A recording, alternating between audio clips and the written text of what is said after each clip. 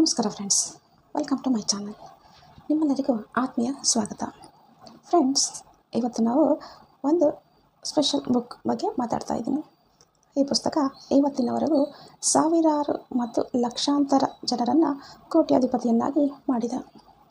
ಅದು ಕೂಡ ಕೇವಲ ಅವರ ಆಲೋಚನಾ ಶಕ್ತಿಯಿಂದ. ಹೌದು, ನಾವು ಮಾತಾಡ್ತಾ ಇರೋದು ಥಿಂಕ್ ಆ್ಯಂಡ್ ಗ್ರೋ ರಿಚ್ ಬಗ್ಗೆ. ಈ ಪುಸ್ತಕ ಥರ ಬೇರೆ ಯಾವುದೇ ಪುಸ್ತಕ ಇಲ್ಲ, ಇದುವರೆಗೂ ಬಂದಿಲ್ಲ ಮತ್ತು ಮುಂದೆ ಬರೋದಕ್ಕೂ ಸಾಧ್ಯ ಇಲ್ಲ. ಈ ಪುಸ್ತಕವನ್ನು ಹಗುರವಾಗಿ ತೆಗೆದುಕೊಳ್ಳುವ ತಪ್ಪನ್ನು ದಯವಿಟ್ಟು ಮಾಡಬೇಡಿ. ಯಾಕಪ್ಪ ಅಂದರೆ, ಕೇವಲ ಆಲೋಚನೆ ಮಾಡೋದರ ಮೂಲಕ ಶ್ರೀಮಂತರಾಗೋದು ಹೇಗೆ ಅನ್ನೋ ಸೂತ್ರಗಳನ್ನು, ಫಾರ್ಮುಲಾಗಳು ಇದರಲ್ಲಿ ಹೇಳಲಾಗಿದೆ. ಈ ಫಾರ್ಮುಲಾಗಳನ್ನು ಬಳಸಿ ಮಿಲಿಯನ್ ಗಟ್ಟಲೆ ಜನರು ಶ್ರೀಮಂತರಾಗಿದ್ದಾರೆ. ಮುಂದಿನ ಸರದಿ ನಿಮ್ಮದು ಕೂಡ ಆಗಿರ್ಬೋದು. ಶೂನ್ಯದಿಂದ, ಝೀರೋದಿಂದ ಸ್ಟಾರ್ಟ್ ಮಾಡಿ ಆಗರ್ಭ ಶ್ರೀಮಂತರಾಗುವ ಮ್ಯಾಜಿಕಲ್ ಫಾರ್ಮುಲಾವನ್ನು ಈ ಪುಸ್ತಕದಲ್ಲಿ ನಿಮಗೆ ಕಲಿಸಿಕೊಡುತ್ತೆ. ನೀವು ಏನನ್ನು ಮಾಡಬೇಕು ಅನ್ನೋದು ಮಾತ್ರ ಅಲ್ಲ, ಅದನ್ನು ಹೇಗೆ ಮಾಡಬೇಕು ಅನ್ನೋದನ್ನು ಕೂಡ ನೀವು ಅರ್ಥ ಮಾಡ್ಕೊಳ್ತೀರಾ. ಈ ಪುಸ್ತಕದ ಲೇಖಕರಾದ ನೆಪೋಲಿಯನ್ ಹಿಲ್ ಅವರು ಆಂಡ್ರಿಯೋ ಕಾರ್ನಿಗಿ ಅವರಿಂದ ಸ್ಫೂರ್ತಿ ಪಡೆದರು. ಆಂಡ್ರಿಯೋ ಕಾರ್ನಿಗಿ ಅವರು ಒಂದು ಸ್ಟೀಲ್ ಫ್ಯಾಕ್ಟರಿಯಲ್ಲಿ ಒಬ್ಬ ಲೇಬರ್ ಆಗಿ ಕೆಲಸ ಶುರು ಮಾಡಿದರು. ಆದರೆ ಇದೇ ಸೂತ್ರಗಳನ್ನು ಬಳಸಿ ಅವರು ಪ್ರಪಂಚದ ಅತಿ ದೊಡ್ಡ ಸ್ಟೀಲ್ ಕಂಪನಿಯ ಮಾಲಕರಾದರು ಮತ್ತು ಪ್ರಪಂಚದ ಅತಿ ಶ್ರೀಮಂತ ವ್ಯಕ್ತಿಗಳಲ್ಲಿ ಒಬ್ಬರಾದರು. ಅದೇ ಸೂತ್ರಗಳನ್ನು ನಿಮಗೂ ಕೂಡ ಈಗ ವಿವರಿಸ್ತಾ ಇದ್ದೀನಿ. ನೀವು ಕೂಡ ನಿಮ್ಮ ಆಲೋಚನಾ ಶಕ್ತಿಯನ್ನು ಬಳಸಿ ಅಪಾರವಾದ ಸಂಪತ್ತನ್ನು ಗಳಿಸಬೇಕು ಅಂತಂದರೆ ಈ ವಿಡಿಯೋವನ್ನು ಪೂರ್ತಿಯಾಗಿ ನೋಡಿ. ಒಂದು ಪಾಯಿಂಟನ್ನು ಕೂಡ ಸ್ಕಿಪ್ ಮಾಡಿದಿರ ನೋಡಿ. ನೀವು ನನ್ನ ಚಾನಲ್ಗೆ ಹೊಸಬರಾಗಿದ್ದರೆ ಖಂಡಿತ ನನ್ನ ಚಾನಲ್ ಸಬ್ಸ್ಕ್ರೈಬ್ ಮಾಡಿ. ಒಂದು ಆಲೋಚನೆ, ಐಡಿಯಾ. ಒಬ್ಬ ಮನುಷ್ಯ ಕೇವಲ ಆಲೋಚನೆ ಮಾಡೋದರಿಂದ ಹೇಗೆ ಶ್ರೀಮಂತನಾಗಬಹುದು? ಬನ್ನಿ, ಇದನ್ನು ಈ ಉದಾಹರಣೆಯೊಂದಿಗೆ ಅರ್ಥ ಮಾಡ್ಕೊಳ್ಳೋಣ. ಒಬ್ಬ ಹುಡುಗ ಇದ್ದ. ಅವನ ಹೆಸರು ಎಡ್ವಿನ್ ಬಾರ್ಮನ್. ಅವನು ತನ್ನ ಮನಸ್ಸಿನಲ್ಲಿ ಯಾವಾಗಲೂ ಒಂದು ಯೋಚನೆ ಮಾಡ್ತಾಯಿದ್ದ. ಅದೇನಪ್ಪ ಅಂದರೆ, ಒಂದಲ್ಲ ಒಂದು ದಿನ ತಾನು ಶ್ರೇಷ್ಠ ವಿಜ್ಞಾನಿ ಮಿಸ್ಟರ್ ಥಾಮಸ್ ಎಡಿಸನ್ ಅವರ ಬಿಸ್ನೆಸ್ ಪಾರ್ಟ್ನರ್ ಆಗಬೇಕು ಅಂತ. ಒಂದು ದಿನ ಎಡಿಸನ್ ಅವರ ಬಿಸ್ನೆಸ್ ಪಾರ್ಟ್ನರ್ ಆಗೇ ಆಗ್ತೀನಿ ಅಂತ ಅಂದ್ಕೊಂಡಿದ್ದ. ಅವನು ಎಡಿಸನ್ ಅವರ ಲ್ಯಾಬೊರೇಟರಿಗೆ ಹೋದ. ತಾನು ಆ ಮಹಾನ್ ಆವಿಷ್ಕಾರಕನ ಬಿಸ್ನೆಸ್ ಪಾರ್ಟ್ನರ್ ಆಗಲು ಬಂದಿದ್ದೇನೆ ಅಂತ ಘೋಷಣೆ ಮಾಡಿದ. ಆದರೆ ಅವನ ವೇಷಭೂಷಣ ನೋಡಲು ತುಂಬ ಕೆಟ್ಟದಾಗಿತ್ತು. ಎಡಿಸನ್ ಅವರು ಮೊದಲ ಭೇಟಿಯಲ್ಲಿಯೇ ಬಾರ್ನ್ಸ್ನ ತಮ್ಮ ಪಾರ್ಟ್ನರ್ ಮಾಡಿಕೊಳ್ಳಿಲ್ಲ. ತಮ್ಮ ಆಫೀಸ್ನಲ್ಲಿ ತುಂಬ ಕಡಿಮೆ ಸಂಬಳಕ್ಕೆ ಕೆಲಸಕ್ಕೆ ಸೇರಿಸ್ಕೊಂಡ್ರು. ಅವನಿಗೆ ಚಿಕ್ಕ ಪುಟ್ಟ ಕೆಲಸ ಮಾಡುವ ಅವಕಾಶ ಸಿಕ್ತು. ಬಾರ್ನ್ಸ್ ಎಡಿಸನ್ ಅವರ ಬಿಸ್ನೆಸ್ ಪಾರ್ಟ್ನರ್ ಆಗುವ ಕನಸನ್ನು ತನ್ನ ಹೃದಯದಲ್ಲಿ ಬೆಳೆಸಿಕೊಳ್ತಾ ಇದ್ದ. ನಿಧಾನವಾಗಿ ಅವನ ಕನಸು ಒಂದು ಹಠವಾಗಿ ಬದಲಾಯಿತು. 1 ವರ್ಷ, 2 ವರ್ಷ, 3 ವರ್ಷ ಮತ್ತು 4 ವರ್ಷಗಳು ಕಳೆದವು. ಆದರೆ ಅವನ ಕನಸು ಈಡೇರಲಿಲ್ಲ. ಆದರೆ ಅವನ ಹಠ ಇನ್ನೂ ಬಲವಾಯಿತು. ಅವನು ಕಾಯುತ್ತಿದ್ದ ಅವಕಾಶ ಬರಲು ಕರೆಕ್ಟಾಗಿ 5 ವರ್ಷ ಬೇಕಾಯಿತು. ಅವಕಾಶ ಬಂದಾಗ ಅದು ಬಾರ್ನ್ಸ್ ನಿರೀಕ್ಷೆ ಮಾಡಿದ ರೂಪದಲ್ಲಿ ಮತ್ತು ನಿರೀಕ್ಷೆ ಮಾಡದ ದಿಕ್ಕಿನಿಂದ ಬಂತು. ಎಡಿಸನ್ ಅವರು ಒಂದು ಹೊಸ ಡಿವೈಸನ್ನು ಕಂಡುಹಿಡಿದರು. ಅದನ್ನು ಆಗ ಎಡಿಸನ್ ಡಿಕ್ಟೇಟಿಂಗ್ ಮಿಷಿನ್ ಅಂತ ಕರೀತಾಯಿದ್ರು. ಎಡಿಸನ್ ಅವರ ಸೇಲ್ಸ್ಮನ್ಗಳಿಗೆ ಆ ಮಿಷಿನ್ ಮೇಲೆ ಉತ್ಸಾಹ ಇರಲಿಲ್ಲ. ಇದು ಸುಲಭವಾಗಿ ಮಾರಾಟ ಆಗುತ್ತೆ ಅನ್ನೋ ನಂಬಿಕೆ ಅವರಿಗೆ ಇರಲಿಲ್ಲ. ಆದರೆ ಬಾರ್ನ್ಸ್ಗೆ ಅಲ್ಲಿ ತನ್ನ ಅವಕಾಶ ಕಾಣಿಸ್ತು. ಯಾರಿಗೂ ಬೇಡವಾಗಿದ್ದ ಒಂದು ವಿಚಿತ್ರ ಮಿಷಿನ್ನಲ್ಲಿ ಬಾರ್ನ್ಸ್ಗೆ ಜೀವನದ ದಾರಿ ಕಾಣಿಸ್ತು. ಬಾರ್ನ್ಸ್ ಮತ್ತು ಅದರ ಆವಿಷ್ಕಾರಕನ ಬಿಟ್ಟರೆ ಬೇರೆ ಯಾರಿಗೂ ಅದರ ಮೇಲೆ ಆಸಕ್ತಿ ಇರಲಿಲ್ಲ.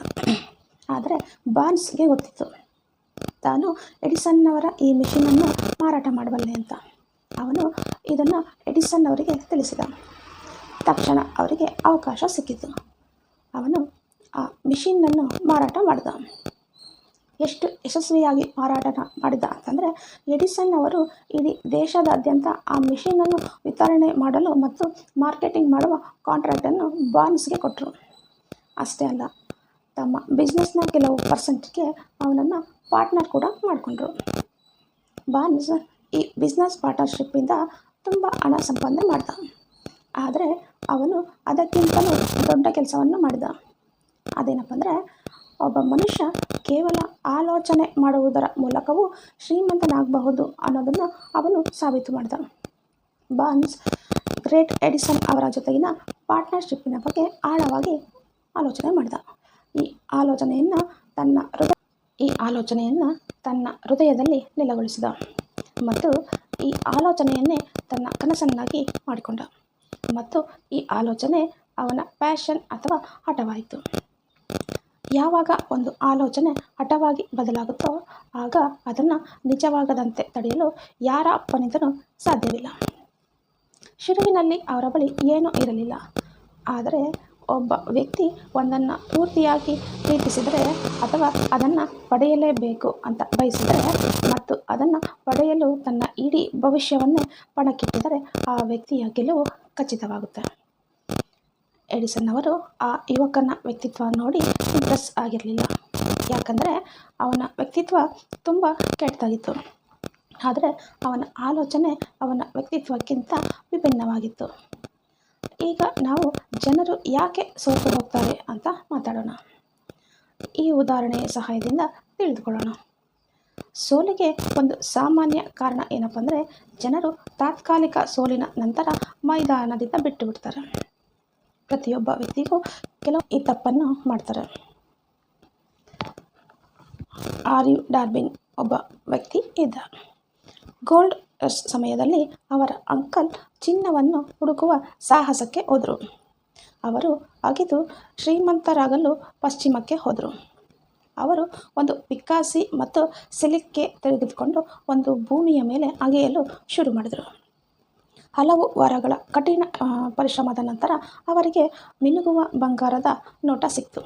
ಆದರೆ ಆ ಬಂಗಾರವನ್ನು ಮೇಲ್ಮೈಗೆ ತರಲು ಅವರಿಗೆ ಮಿಷಿನ್ಗಳ ಅಗತ್ಯವಿತ್ತು. ಅವರು ಸದ್ದಿಲ್ಲದೆ ಗಣಿಯನ್ನು ಮುಚ್ಚಿದರು ಮತ್ತು ಮೇರಿಲ್ಯಾಂಡ್ನಲ್ಲಿರುವ ವಿಲಿಯಮ್ಸ್ಬರ್ಗ್ನಲ್ಲಿರುವ ತಮ್ಮ ಮನೆಗೆ ಮರಳಿದರು. ಅವರು ತಮ್ಮ ಸಂಬಂಧಿಕರಿಗೆ ಮತ್ತು ಕೆಲವು ಸ್ನೇಹಿತರಿಗೆ ವಿಷಯವನ್ನು ತಿಳಿಸಿದರು. ಚಿನ್ನದ ಗಣಿಗಾರಿಕೆಯಲ್ಲಿ ಸಿಕ್ಕ ಯಶಸ್ಸಿನ ಬಗ್ಗೆ ಹೇಳಿದರು. ಎಲ್ಲರೂ ಸೇರಿ ಮಿಷಿನ್ಗಳನ್ನು ಖರೀದಿಸಲು ಬೇಕಾದ ಹಣವನ್ನು ಒಟ್ಟುಗೂಡಿಸಿದರು. ಅಂಕಲ್ ಮತ್ತು ಡಾರ್ಬಿ ಗಣಿಗಳ ಕೆಲಸ ಶುರು ಮಾಡಲು ಮರಳಿದರು. ಅದರಿನ ಮೊದಲ ಬ್ಯಾಚನ್ನು ಕರಗಿಸಲು ಕಳುಹಿಸಲಾಯಿತು. ಅಲ್ಲಿ ತಿಳಿದು ಬಂದಿದ್ದು ಏನಪ್ಪ ಅಂದರೆ, ಅವರ ಗಣಿ ಅಮೆರಿಕದ ಕೊಲರಾಡೋದಲ್ಲಿರುವ ಅತ್ಯುತ್ತಮ ಗಣಿ ಆಗಿದೆ ಅಂತ. ಕೇವಲ ಕೆಲವು ಬ್ಯಾಚ್ ಕಚ್ಚಾ ಲೋಹ ಸಿಕ್ಕರೆ ಸಾಕು, ಅವರ ಎಲ್ಲ ಸಾಲಗಳು ತೀರಿ ಹೋಗ್ತಾಯಿದ್ವು ಮತ್ತು ನಂತರ ದೊಡ್ಡ ಲಾಭ ಬರುತ್ತದೆ ಅಂತ ಅವರಿಗೆ ತಿಳಿಯಿತು. ಅಗೆಯುವ ಮಿಷಿನ್ಗಳು ಕೆಳಗೆ ಹೋಗ್ತಾಯಿದ್ವು. ಡಾರ್ವಿನ್ ಮತ್ತು ಅಂಕಲ್ ಅವರ ಭರವಸೆಗಳು ಮುಗಿಲು ಮುಟ್ಟುತ್ತಾಯಿದ್ವು. ಅವರು ಯಶಸ್ಸನ್ನು ಮುಟ್ಟುತ್ತಿದ್ದ ಅನ್ನುವಾಗಲೇ ಇದ್ದಕ್ಕಿದ್ದ ಹಾಗೆಯೇ ಏನೋ ಒಂದು ಆಯಿತು. ಬಂಗಾರದ ನೋಟ ಕಣ್ಮರೆ ಆಯಿತು. ಮತ್ತೊಮ್ಮೆ ಬಂಗಾರ ಕಾಣಿಸಬಹುದು ಎಂಬ ಭರವಸೆಯಲ್ಲಿ ಅವರು ಅಗೆಯುತ್ತಲೇ ಇದ್ದರು. ಆದರೆ ಅವರ ಶ್ರಮ ವ್ಯರ್ಥವಾಯಿತು. ಅಂತಿಮವಾಗಿ ಅವರು ಮೈದಾನವನ್ನು ಬಿಡಲು ನಿರ್ಧರಿಸಿದರು. ಅವರು ಮಿಷಿನ್ಗಳನ್ನು ಒಬ್ಬ ಗುಜರಿ ವ್ಯಾಪಾರಿಗೆ ಕಡಿಮೆ ಬೆಲೆಗೆ ಮಾರಿದರು ಮತ್ತು ರೈಲು ಹತ್ತಿ ಮನೆಗೆ ಮರಳಿದರು. ಆದರೆ ಆ ಗುಜರಿ ವ್ಯಾಪಾರಿ ಒಬ್ಬ ಮೈನಿಂಗ್ ಇಂಜಿನಿಯರ್ನ ಕರೆಸಿದ ಮತ್ತು ಗಣಿಯನ್ನು ಪರೀಕ್ಷಿಸಿದ. ಇಂಜಿನಿಯರ್ ಸಲಹೆ ನೀಡಿದರು. ಈ ಪ್ರಾಜೆಕ್ಟ್ ಯಾಕೆ ಫೇಲ್ ಆಗಿದೆ ಅಂತಂದರೆ, ಇದರ ಮಾಲೀಕರಿಗೆ ಫಾಲ್ಟ್ ಲೈನ್ ಬಗ್ಗೆ ಗೊತ್ತಿರಲಿಲ್ಲ. ಅವರ ವಿಶ್ಲೇಷಣೆಯ ಪ್ರಕಾರ ಆ ಗಣಿಯಲ್ಲಿ ಬಂಗಾರದ ನೋಟ ಇತ್ತು. ಡಾರ್ಬಿ ಅವರು ಎಲ್ಲಿ ಅಗೆಯುವುದನ್ನು ನಿಲ್ಲಿಸಿದರೋ ಅಲ್ಲಿಂದ ಕೇವಲ 3 ಅಡಿ ಕೆಳಗೆ ಬಂಗಾರ ಇತ್ತು. ಇಂಜಿನಿಯರ್ನ ಊಹೆ ನಿಜವಾಯಿತು. ಗುಜರಿ ವ್ಯಾಪಾರಿಗೆ ಗಣಿಯಿಂದ ಮಿಲಿಯನ್ಗಟ್ಟಲೆ ಡಾಲರ್ ಬೆಲೆ ಬಾಳುವ ಬಂಗಾರ ಸಿಕ್ಕಿತು. ಯಾಕೆಂದರೆ ಬಿಟ್ಟು ಕೊಡುವ ಮೊದಲು ತಜ್ಞರ ಸಲಹೆ ಪಡೆಯುವುದು ಒಳ್ಳೆಯದು ಅಂತ ಅವನಿಗೆ ತಿಳಿಯಿತು. ಮನುಷ್ಯನ ಜೀವನದಲ್ಲಿ ಯಶಸ್ವಿ ಬರುವ ಮೊದಲೇ ಖಂಡಿತವಾಗಿಯೂ ತಾತ್ಕಾಲಿಕ ಸೋಲು ಅಥವಾ ವೈಫಲ್ಯ ಬಂದೇ ಬರುತ್ತೆ. ಒಬ್ಬ ವ್ಯಕ್ತಿ ಸೋತಾಗ ಮೈದಾನವನ್ನು ಬಿಟ್ಟು ಹೋಗುವುದು ಸುಲಭ ಮತ್ತು ಲಾಜಿಕಲ್ ಅಂತ ಅನಿಸುತ್ತೆ ಮತ್ತು ಹೆಚ್ಚಿನ ಜನರು ಅದನ್ನೇ ಮಾಡ್ತಾರೆ. ಆದರೆ ನಿಜವಾದ ಮಜಾ ಇರೋದೇ ಮೈದಾನದಲ್ಲಿ ಉಳಿದುಕೊಳ್ಳೋದಲ್ಲಿ. ಲೇಖಕ ನೆಪೋಲಿಯನ್ ಹಿಲ್ ಹೇಳ್ತಾರೆ, ಈ ದೇಶದ 500ಕ್ಕೂ ಹೆಚ್ಚು ಯಶಸ್ವಿ ಜನರು ನನಗೆ ಹೇಳಿದ್ದಾರೆ. ಅವರಿಗೆ ಅವರ ಶ್ರೇಷ್ಠ ಯಶಸ್ಸು ಸಿಕ್ಕಿದ್ದು ಯಾವಾಗ ಅಂದರೆ, ಅವರು ಸೋತು ಹೋಗಿ ಇನ್ನೇನು ಬಿಟ್ಟು ಬಿಡಬೇಕು ಅಂತ ಅಂದ್ಕೊಂಡ್ರಲ್ಲ, ಅದರ ನಂತರದ ಒಂದೇ ಒಂದು ಹೆಜ್ಜೆಯಲ್ಲಿ ಯಶಸ್ಸು ಅವರಿಗಾಗಿ ಕಾಯ್ತಾ ಇತ್ತು. ವೈಫಲ್ಯ ತುಂಬ ಬುದ್ಧಿವಂತ ಮತ್ತು ತಮಾಷೆಯಾಗಿದೆ. ಯಶಸ್ಸು ತುಂಬ ಹತ್ತಿರ ಇದ್ದಾಗ ಜನರನ್ನು ಬೀಳಿಸುವುದರಲ್ಲೇ ಅದಕ್ಕೆ ಮಜಾ ಸಿಗುತ್ತೆ. ಈಗ ನಾವು 50 ಸೆಂಟ್ ಆಟದ ಎಂತಹ ಉದಾಹರಣೆಯನ್ನು ನೋಡೋಣ ಅಂದರೆ, ಅದನ್ನು ಕೇಳಿ ನೀವು ಶಾಕ್ ಆಗ್ತೀರ. ಮೇಲೆ ಹೇಳಿದ ಉದಾಹರಣೆಯಲ್ಲಿ ಮಿಸ್ಟರ್ ಡಾರ್ಬಿ ಅವರು ಚಿನ್ನದ ಗಣಿಯಲ್ಲಿಯ ಆದ ಸೋಲಿನಿಂದ ಒಂದು ಪಾಠ ಕಲಿತಿದ್ರು. ಸ್ವಲ್ಪ ಸಮಯದ ನಂತರ ಅವರಿಗೆ ಇನ್ನೊಂದು ಅನುಭವ ಆಯಿತು. ಅದು ಅವರಿಗೆ ಏನು ಕಲಿಸಿತು ಅಂತಂದರೆ, ಯಾರಾದರೂ ಇಲ್ಲ ಅಂತ ಹೇಳಿದರೆ ಅದರ ಅರ್ಥ ಯಾವಾಗಲೂ ಇಲ್ಲ ಅಂತಲೇ ಆಗಿರಲ್ಲ. ಒಂದು ದಿನ ಮಧ್ಯಾಹ್ನ ಅವರು ಒಂದು ಹಳೆಯ ಗಿರಣಿ ಅಂಗಡಿಯಲ್ಲಿ ಗೋಧಿ ಹಿಟ್ಟು ಮಾಡ್ತಾಯಿದ್ರು. ಅವರು ತಮ್ಮ ಅಂಕಲ್ಗೆ ಕ್ಲೀನಿಂಗ್ ಕೆಲಸ ಮಾಡಲಿಕ್ಕೆ ಸಹಾಯ ಮಾಡ್ತಾಯಿದ್ರು. ಅವರ ಅಂಕಲ್ನ ದೊಡ್ಡ ಫಾರ್ಮ್ನಲ್ಲಿ ಕೃಷಿ ಕೆಲಸ ಮಾಡುವ ಅನೇಕ ಕಾರ್ಮಿಕರು ಇದ್ದರು. ಅದರಲ್ಲಿ ಒಬ್ಬ ರೈತನ ಪುಟ್ಟ ಮಗಳು ಅಲ್ಲಿಗೆ ಬಂದಳು. ಬಾಗಿಲು ನಿಧಾನವಾಗಿ ತೆಗೆದುಕೊಂಡು ಒಳಗೆ ಬಂದಳು. ಅವಳು ಬಾಗಿಲ ಹತ್ತಿರವೇ ಸುಮ್ಮನೆ ನಿಂತುಕೊಂಡ್ಳು. ಅಂಕಲ್ ಅವಳನ್ನು ನೋಡಿದ್ರು ಮತ್ತು ಜೋರಾಗಿ ಕಿರ್ಚಿದ್ರು. ಏನು ಬೇಕು ನಿನಗೆ ಅಂತ. ಆ ಹುಡುಗಿ ತುಂಬ ವಿನಯದಿಂದ ಉತ್ತರ ಕೊಟ್ಟಳು. ನನ್ನಮ್ಮಂಗೆ 50 ಸೆಂಟ್ಸ್ ಬೇಕು ಅಂತ ಹೇಳಿದ್ದಾರೆ. ಅಂಕಲ್ ಉತ್ತರ ಕೊಟ್ಟರು, ನಾನು ಕೊಡಲ್ಲ, ಈಗ ನೀನು ಮನೆಗೆ ಓಡಿ ಹೋಗು. ಸರಿ ಸರ್ ಅಂತ ಹುಡುಗಿ ಹೇಳಿದ್ಳು. ಆದರೆ ಅವಳು ಅಲ್ಲಿಂದ ಕದಲೇ ಇಲ್ಲ. ಅಂಕಲ್ ತಮ್ಮ ಕೆಲಸದಲ್ಲಿ ಬ್ಯುಸಿಯಾದರು. ಅವರು ಎಷ್ಟು ಬ್ಯುಸಿ ಆದರು ಅಂತಂದರೆ, ಆ ಹುಡುಗಿ ಇನ್ನೂ ಹೋಗಿಲ್ಲ ಅನ್ನೋದನ್ನೇ ಅವರು ಗಮನಿಸಲೇ ಇಲ್ಲ. ತುಂಬ ಹೊತ್ತಿನ ನಂತರ ಅವಳು ಇನ್ನೂ ಅಲ್ಲೇ ನಿಂತಿದ್ದನ್ನು ನೋಡಿ ಅವರಿಗೆ ಸಿಕ್ಕಾಪಟ್ಟೆ ಕೋಪ ಬಂತು. ಮತ್ತೆ ಕಿರ್ಚಿದ್ರು. ನಿನಗೆ ಮನೆಗೆ ಹೋಗು ಅಂತ ಹೇಳಿದ್ದೆ ಅಲ್ವಾ, ಈಗ ಹೋಗ್ತೀಯಾ ಇಲ್ಲ ನಾನೇ ಬಂದು ನಿನಗೆ ಹೊಡಿಲ್ಲ. ಆ ಪುಟ್ಟ ಹುಡುಗಿ ಮತ್ತೆ ಸರಿ ಸರ್ ಅಂತಂದ್ಲು. ಆದರೆ ಅವಳು ಅಲ್ಲಿಂದ ಒಂದಿಷ್ಟು ಕೂಡ ಕದಲಿಲ್ಲ. ಅಂಕಲ್ ಕೈಯಲ್ಲಿದ್ದ ಗೋಧಿ ಚೀಲವನ್ನು ಅಲ್ಲೇ ಬಿಸಾಕಿದ್ರು ಮತ್ತು ಒಂದು ಕೋಲು ತೆಗೆದುಕೊಂಡು ಆ ಹುಡುಗಿಯ ಕಡೆಗೆ ಹೋದರು. ಅವರ ಮುಖಭಾವ ನೋಡಿದ್ರೆ ಇವತ್ತು ಆ ಹುಡುಗಿಗೆ ಪಾಠ ಕಲಿಸಲೇಬೇಕು ಅನ್ನೋ ಹಾಗಿತ್ತು. ಡಾರ್ಬಿ ಉಸಿರು ಬಿಗಿ ಹಿಡಿದು ಅಂಕಲ್ ಆ ಹುಡುಗಿನ ದಾಳಿ ಮಾಡೋದಂತೂ ಖಂಡಿತ ಅಂತ ಅಂದ್ಕೊಂಡ್ರು. ಯಾಕಂದರೆ ಕೋಪ ತುಂಬ ಕೆಟ್ಟದಾಗಿತ್ತು ಅಂತ ಅವರಿಗೆ ಗೊತ್ತಿತ್ತು. ಅಂಕಲ್ ಆ ಹುಡುಗಿ ಹತ್ರ ಹೋದಾಗ ಆ ಹುಡುಗಿ ಎದುರಿ ಓಡಿ ಹೋಗಲಿಲ್ಲ. ಬದಲಾಗಿ ಒಂದು ಹೆಜ್ಜೆ ಮುಂದೆ ಬಂದಳು. ಅಂಕಲ್ ಕಣ್ಣಲ್ಲಿ ಕಣ್ಣಿಟ್ಟು ಜೋರಾದ ಧ್ವನಿಯಲ್ಲಿ ಕಿರ್ಚಿದ್ರು. ನನ್ನಮ್ಮಂಗೆ 50 ಸೆಂಟ್ ಬೇಕೇ ಬೇಕು. ಅಂಕಲ್ ಶಾಕಾಗಿ ಅಲ್ಲೇ ನಿಂತರು. ಒಂದು ನಿಮಿಷ ಅವಳನ್ನೇ ನೋಡಿದ್ರು. ನಂತರ ನಿಧಾನವಾಗಿ ಕೈಯಲ್ಲಿದ್ದ ಕೋಲನ್ನು ನೆಲದ ಮೇಲೆ ಇಟ್ಟರು. ತಮ್ಮ ಜೇಬಿಗೆ ಕೈ ಹಾಕಿ $1/2 50 ಸೆಂಟ್ ತೆಗೆದು ಆ ಪುಟ್ಟ ಹುಡುಗಿಗೆ ಕೊಟ್ಟರು. ಆ ಹುಡುಗಿ ಹಣ ತೆಗೆದುಕೊಂಡು ಮತ್ತು ಬಾಗಿಲಿನ ಕಡೆಗೆ ನಿಧಾನವಾಗಿ ಹೆಜ್ಜೆ ಹಾಕಿದ್ಳು. ಆದರೆ ಅವಳು ಹೋಗುವಾಗಲೂ ತಾನು ಸೋಲಿಸಿದ ಆ ವ್ಯಕ್ತಿಯನ್ನೇ ನೋಡ್ತಾ ಇದ್ಳು. ಅವಳು ಹೋದ ಮೇಲೆ ಅಂಕಲ್ ಒಂದು ಬಾಕ್ಸ್ ಮೇಲೆ ಕುಳಿತುಕೊಂಡ್ರು. ಸುಮಾರು 10 ನಿಮಿಷಗಳ ಕಾಲ ಕಿಟಕಿಯಿಂದ ಹೊರಗೆ ನೋಡ್ತಾ ಯೋಚನೆ ಮಾಡ್ತಾಯಿದ್ರು. ಒಂದು ಪುಟ್ಟ ಹುಡುಗಿಯ ಹಠ ತನ್ನನ್ನು ಹೇಗೆ ಸೋಲಿಸಿತು ಅಂತ ಅವರು ಯೋಚನೆ ಮಾಡ್ತಾಯಿದ್ರು. ಈ ಕಥೆಯಿಂದ ನಾವು ಏನನ್ನು ಕಲಿಬೋದು? ಪರಿಸ್ಥಿತಿ ಎಷ್ಟೇ ಕಷ್ಟವಾಗಿದ್ದರೂ ಅದರ ಮುಂದೆ ಗಟ್ಟಿಯಾಗಿ ನಿಲ್ಲುವುದರಲ್ಲೇ ಜಾಣತನ ಇದೆ. ಹಠ ಅಥವಾ ಛಲ ಪರ್ಸಿವೇಸ್ ಎಲ್ಲದಕ್ಕಿಂತ ಶ್ರೇಷ್ಠ. ಅದರ ಜಾಗವನ್ನು ಬೇರೆ ಯಾವುದು ತೆಗೆದುಕೊಳ್ಳಲು ಸಾಧ್ಯವಿಲ್ಲ. ಯಾವುದೇ ಕ್ಷೇತ್ರದಲ್ಲಿ ಯಶಸ್ವಿ ಪಡೆಯಲು ಇದೇ ಅತ್ಯುತ್ತಮ ದಾರಿ. ಯಾವಾಗಲೂ ನೆನಪಿಟ್ಕೊಳ್ಳಿ, ಅದು ಮನುಷ್ಯನ ಮೆದುಳು ಅದು ಏನನ್ನು ಯೋಚನೆ ಮಾಡ್ತದೋ ಮತ್ತು ಯಾವುದರ ಮೇಲೆ ಅದು ನಂಬಿಕೆ ಇದೆಯೋ ಅದನ್ನು ಅದು ಮಾಡೇ ಮಾಡುತ್ತೆ ಮತ್ತು ಅದನ್ನು ಸಾಧಿಸಬಲ್ಲದು.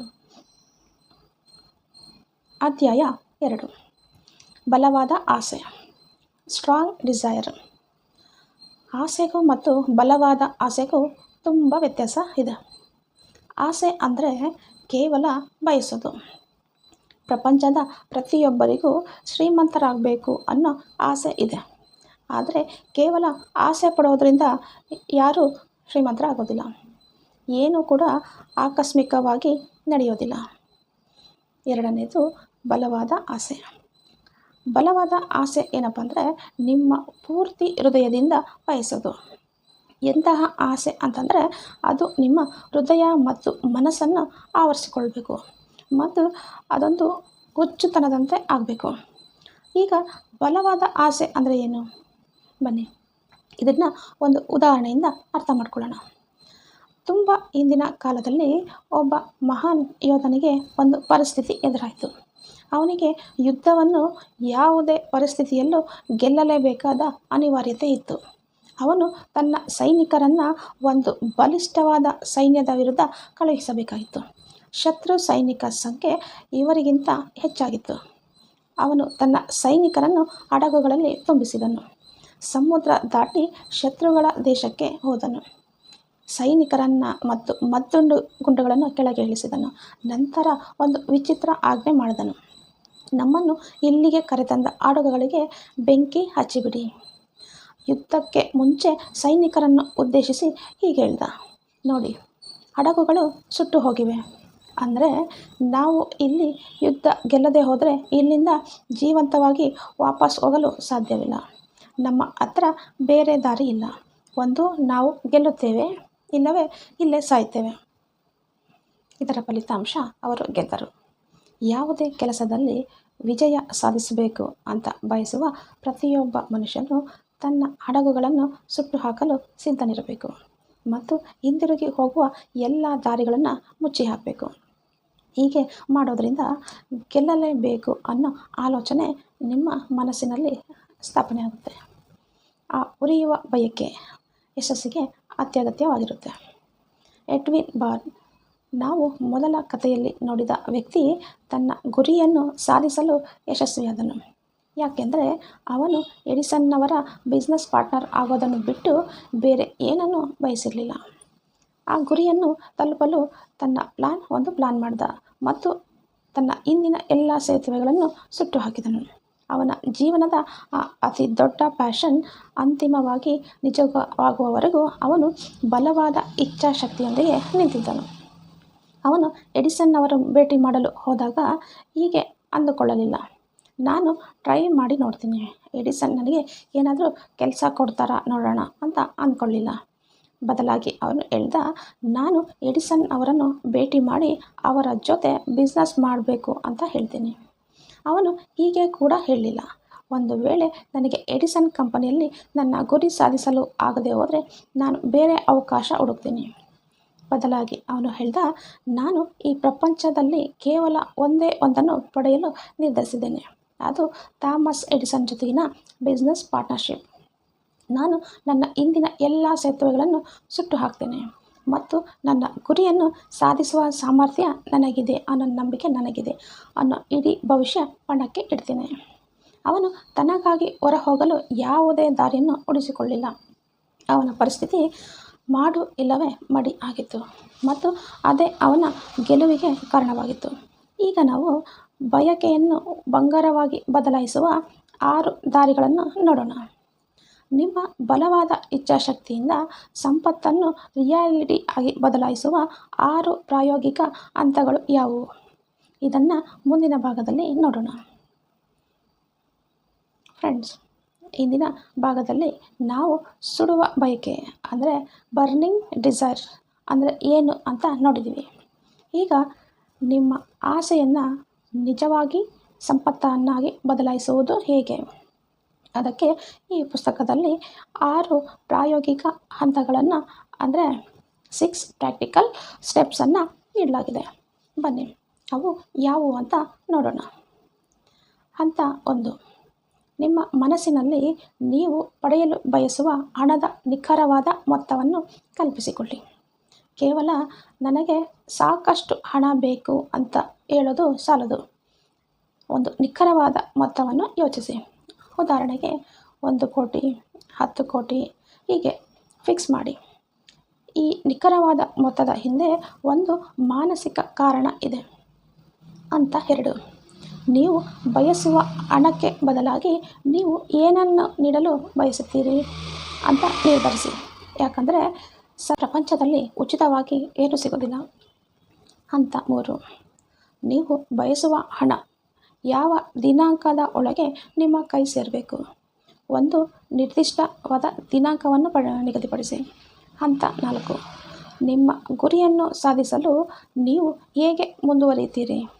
ಅದಕ್ಕೆ ಒಂದು ಖಚಿತವಾದ ಯೋಜನೆಯನ್ನು ತಯಾರಿಸಿ ಮತ್ತು ನೀವು ತಯಾರಿದ್ದೀರಾ ಅಥವಾ ಇಲ್ಲವೋ ತಕ್ಷಣವೇ ಕೆಲಸ ಶುರು ಮಾಡಿ. ಆ ಯೋಜನೆಯನ್ನು ಕಾರ್ಯರೂಪಕ್ಕೆ ತನ್ನಿ. ಹಂತ 5. ಈಗ ಮೇಲೆ ಹೇಳಿದ ಎಲ್ಲವನ್ನು ಒಂದು ಹಾಳೆಯಲ್ಲಿ ಬರೆಯಿರಿ. ನೀವು ಎಷ್ಟು ಮೊತ್ತ ಹಣವನ್ನು ಪಡೆಯಲು ಬಯಸ್ತೀರಾ? ಎಷ್ಟು ದಿನಗಳಲ್ಲಿ ಪಡೆಯಲು ಬಯಸ್ತೀರಿ? ಆ ಹಣಕ್ಕೆ ಬದಲಾಗಿ ನೀವು ಯಾವ ಸ್ಕಿಲ್ಲನ್ನು ಪಡೆದಿದ್ದೀರಿ? ಆ ಹಣವನ್ನು ಪಡೆಯಲು ನಿಮ್ಮಲ್ಲಿ ಪ್ಲಾನ್ ಏನು? ಇವೆಲ್ಲವನ್ನು ಸ್ಪಷ್ಟವಾಗಿ ಮತ್ತು ಸಂಕ್ಷಿಪ್ತವಾಗಿ ಬರೆದಿಟ್ಟುಕೊಳ್ಳಿ. ಹಂತ 6. ನೀವು ಬರೆದದ್ದನ್ನು ದಿನಕ್ಕೆ 2 ಬಾರಿ ಜೋರಾಗಿ ಓದಿ. ಒಮ್ಮೆ ರಾತ್ರಿ ಮಲಗುವ ಮುನ್ನ ಮತ್ತು ಒಮ್ಮೆ ಬೆಳಗ್ಗೆ ಎದ್ದ ತಕ್ಷಣ. ನೀವು ಇದನ್ನು ಓದುವಾಗ ಆ ಹಣ ಈಗಲೇ ನಮ್ಮ ಹತ್ತಿರ ಇದೆ ಅಂತ ನಂಬಿ ಮತ್ತೆ ಫೀಲ್ ಮಾಡಿ. ಮಾಹಿತಿಗಾಗಿ ಒಂದು ವಿಷಯ ಹೇಳಲೇಬೇಕು. ಥಾಮಸ್ ಎಡಿಸನ್ ಅವರು ಈ 6 ಹಂತಗಳನ್ನು ಎಚ್ಚರಿಕೆಯಿಂದ ವಿಶ್ಲೇಷಣೆ ಮಾಡಿದರು ಮತ್ತು ಅವರು ಇದಕ್ಕೆ ತಮ್ಮ ಒಪ್ಪಿಗೆಯನ್ನು ನೀಡಿದರು. ಅವರು ಹೇಳುವ ಪ್ರಕಾರ ಈ ತತ್ವಗಳು ಕೇವಲ ಹಣ ಗಳಿಸಲು ಮಾತ್ರ ಅಲ್ಲ, ಯಾವುದೇ ಗುರಿಯನ್ನು ಸಾಧಿಸಲು ಅತ್ಯಗತ್ಯ. ಪ್ರತಿಯೊಬ್ಬ ವ್ಯಕ್ತಿಯು ಇದನ್ನು ಅರ್ಥ ಮಾಡಿಕೊಳ್ಳಲೇಬೇಕು. ಯಾರೆಲ್ಲ ಅಪಾರ ಸಂಪತ್ತನ್ನು ಗಳಿಸಿದ್ದಾರೋ ಅವರು ಅದನ್ನು ಪಡೆಯುವ ಮೊದಲು ತುಂಬ ದೊಡ್ಡ ಕನಸುಗಳನ್ನು ಕಂಡಿದ್ದಾರೆ, ಭರವಸೆಗಳನ್ನು ಇಟ್ಟುಕೊಂಡಿದ್ದಾರೆ, ಬಲವಾದ ಆಸೆ ಮತ್ತು ಪ್ಲಾನಿಂಗ್ ಮಾಡಿಕೊಂಡಿದ್ದಾರೆ. ನೀವು ಕೂಡ ಶ್ರೀಮಂತರಾಗಲು ಪ್ಲಾನ್ ಮಾಡುವಾಗ ಇದನ್ನೇ ಮಾಡಬೇಕು. ಕನಸು ಕಾಣುವವರನ್ನು ಕೀಳಾಗಿ ನೋಡಬೇಡಿ. ಕನಸು ಕಾಣುವುದು ಮೂರ್ಖತನ ಎಂದು ಯಾರಾದರೂ ಹೇಳಿದರೆ ಅದನ್ನು ನಂಬಬೇಡಿ. ಈ ಬದಲಾದ ಪ್ರಪಂಚದಲ್ಲಿ ದೊಡ್ಡ ಯಶಸ್ಸು ಪಡೆಯಬೇಕು ಅಂತಂದರೆ ನೀವು ಹಳೆಯ ಕಾಲದ ಯಶಸ್ವಿ ಜನರ ಉದಾಹರಣೆಯನ್ನು ಅನುಸರಿಸಬೇಕಾಗುತ್ತೆ. ಅವರ ಕನಸುಗಳು ಮಾನವ ಕುಲಕ್ಕೆ ಅನೇಕ ಬೆಲೆ ಬಾಳುವ ವಸ್ತುಗಳನ್ನು ನೀಡಿವೆ. ನೀವು ಮಾಡಲು ಬಯಸುವ ಕೆಲಸ ಸರಿಯಾಗಿದ್ದರೆ ಮತ್ತು ನಿಮಗೆ ಅದರ ಮೇಲೆ ನಂಬಿಕೆ ಇದ್ದರೆ ಮುಂದುವರಿಯಿರಿ ಮತ್ತು ಅದನ್ನು ಮಾಡಿ. ನಿಮ್ಮ ಕನಸನ್ನು ಮನಸ್ಸಿನಲ್ಲಿ ಇಟ್ಟುಕೊಳ್ಳಿ. ನಿಮ್ಮ ತಾತ್ಕಾಲಿಕ ಸೋಲಿನ ಬಗ್ಗೆ ಜನರು ಏನು ಹೇಳ್ತಾರೆ ಅಂತ ಚಿಂತೆ ಮಾಡಬೇಡಿ. ಜನರಿಗೆ ಗೊತ್ತಿಲ್ಲದ ವಿಷಯ ಏನಪ್ಪ ಅಂದರೆ ಪ್ರತಿಯೊಂದು ಸೋಲಿನ ಒಳಗೂ ಒಂದು ದೊಡ್ಡ ಗೆಲುವಿನ ಬೀಜ ಅಡಗಿದೆ. ಥಾಮಸ್ ಎಡಿಸನ್ ವಿದ್ಯುತ್ನಿಂದ ಉರಿಯುವ ಬಲ್ಬ್ ಕನಸು ಕಂಡಿದ್ದರು ಮತ್ತು ಅವರು ತಮ್ಮ ಕನಸನ್ನು ನನಸು ಮಾಡಲು ಕೆಲಸ ಶುರು ಮಾಡಿದರು. ಅವರು 10,000 ಬಾರಿ ಸೋತರು, ಆದರೆ ಅವರು ತಮ್ಮ ಕನಸು ನನಸಾಗುವವರೆಗೂ ಪ್ರಯತ್ನ ಬಿಡಲಿಲ್ಲ. ನಿಜವಾದ ಪ್ರಾಯೋಗಿಕ ಕನಸುಗಾರರು ಯಾವತ್ತೂ ಓಡಿ ಹೋಗೋದಿಲ್ಲ. ರೈಟ್ ಬ್ರದರ್ಸ್ ಗಾಳಿಯಲ್ಲಿ ಹಾರಬಲ್ಲ ಯಂತ್ರದ ಕನಸು ಕಂಡರು. ಇವತ್ತು ಪ್ರಪಂಚದಾದ್ಯಂತ ಅವರ ಕನಸು ನಿಜವಾಗಿದೆ ಅನ್ನೋದಕ್ಕೆ ಸಾಕ್ಷಿ ನಮ್ಮ ಕಣ್ಮುಂದೆಯೇ ಇದೆ. ಮಾರ್ಕೋನಿ ಗಾಳಿಯಲ್ಲಿ ಅದೃಶ್ಯ ಶಕ್ತಿಗಳನ್ನು ಬಳಸಿಕೊಂಡು ಸಂದೇಶ ಕಳಿಸುವ ವ್ಯವಸ್ಥೆಯ ಕನಸು ಕಂಡರು. ಇವತ್ತು ಜಗತ್ತಿನಾದ್ಯಂತ ರೇಡಿಯೋ ಮತ್ತು TV ಸೆಟ್ನಲ್ಲಿ ಅವರ ಕನಸು ವ್ಯರ್ಥವಾಗಲಿಲ್ಲ ಅನ್ನೋದಕ್ಕೆ ಸಾಕ್ಷಿ ಸಿಕ್ಕಿದೆ. ನಿಮಗೆ ಗೊತ್ತಾ, ಮಾರ್ಕೋನಿಯವರು ನಾನು ಯಾವುದೇ ವೈರ್ ಇಲ್ಲದೆ ಗಾಳಿಯ ಮೂಲಕ ಸಂದೇಶ ಕಳಿಸಬಲ್ಲೆ ಅಂತ ಹೇಳಿದಾಗ ಅವರ ಸ್ನೇಹಿತರೇ ಅವರನ್ನು ಹಿಡಿದು ಮೆಂಟಲ್ ಹಾಸ್ಪಿಟಲ್ನಲ್ಲಿ ಚೆಕಪ್ ಮಾಡಿಸಿದರು. ಇದರಿಂದ ನಾವು ಏನು ಕಲಿಬಹುದಪ್ಪ ಅಂದರೆ ನಿಮ್ಮ ಕನಸಿನ ಹಿಂದೆ ಹುಚ್ಚರಾಗಲು ಹಿಂಜರಿಯಬೇಡಿ. ಯಾಕಂದರೆ ಹುಚ್ಚರು ಮಾತ್ರ ಇತಿಹಾಸ ಸೃಷ್ಟಿಸುತ್ತಾರೆ. ಶ್ರೇಷ್ಠ ಸಂಗೀತಗಾರ ಬೀಥೋವನ್ ಕಿವುಡರಾಗಿದ್ದರು. ಶ್ರೇಷ್ಠ ನಾಟಕಕಾರ ಮಿಲ್ಟನ್ ಕುರುಡರಾಗಿದ್ದರು. ಆದರೆ ಅವರ ಹೆಸರುಗಳು ಅಮರವಾಗಿದೆ. ಯಾಕೆಂದರೆ ಅವರು ಕನಸು ಕಂಡರು ಮತ್ತು ಆ ಕನಸುಗಳನ್ನು ವ್ಯವಸ್ಥಿತ ಆಲೋಚನೆಗಳಾಗಿ ಬದಲಾಯಿಸಿದರು. ಹೆಲೆನ್ ಕೆಲ್ಲರ್ ಹುಟ್ಟಿದ ಸ್ವಲ್ಪ ಸಮಯದ ನಂತರ ಕಿವುಡರಾದರು, ನಂತರ ಮೂಕ ಮತ್ತು ಕುರುಡರಾದರು. ಅವರ ಜೀವನದಲ್ಲಿ ಅತಿ ದೊಡ್ಡ ದುರದೃಷ್ಟವಿದ್ದರೂ ಅವರು ಇತಿಹಾಸದ ಶ್ರೇಷ್ಠ ವ್ಯಕ್ತಿಗಳ ಸಾಲಿನಲ್ಲಿ ತಮ್ಮ ಹೆಸರನ್ನು ಬರೆಸಿದರು. ಒಬ್ಬ ಮನುಷ್ಯ ತನ್ನ ಸೋಲನ್ನು ಸತ್ಯ ಅಂತ ಒಪ್ಪಿಕೊಳ್ಳುವವರೆಗೂ ಅವನು ಸೋಲುವುದಿಲ್ಲ ಅನ್ನೋದಕ್ಕೆ ಇವರ ಜೀವನವೇ ಸಾಕ್ಷಿ. ಈ ಪುಸ್ತಕದ ಲೇಖಕರಾದ ನೆಪೋಲಿಯನ್ ಹಿಲ್ ಒಂದು ಘಟನೆಯನ್ನು ಹೇಳ್ತಾರೆ.